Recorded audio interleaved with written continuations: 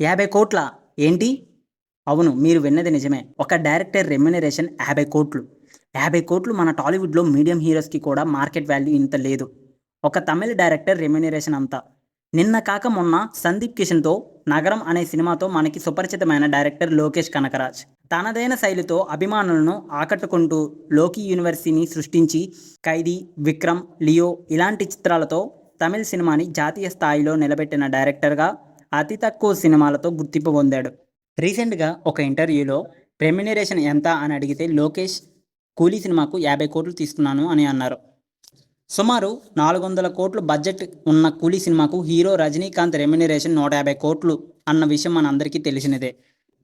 మన టాలీవుడ్‌లో ఎన్నో సంవత్సరాల నుండి తమ నటనతో మనల్ని అలరిస్తున్న హీరోలు నితిన్, రామ్ పోతినేని, నాగ చైతన్య, సందీప్ కిషన్ వంటి హీరోలు అనుకున్న స్థాయిలో ఎదగకపోవడానికి కారణం కథను నమ్ముకోకుండా కమర్షియల్ దారిలో వెళ్ళడం. నా దృష్టిలో లోకేష్ కనకరాజ్ 50 కోట్లు తీసుకోవడంలో తప్పేమీ లేదు. రెమ్యునరేషన్‌తో వయసుకి ఏం సంబంధం? టాలెంట్ ఉంటే తక్కువ సమయంలో తారా స్థాయిలో చేరవచ్చని ఇతను మనకు ఎగ్జాంపుల్. మన టాలీవుడ్‌లో కూడా ఎంతోమంది యంగ్ డైరెక్టర్స్ ఈ మధ్య కాలంలో తమ కథలతో ప్రూవ్ చేసుకుంటున్నారు.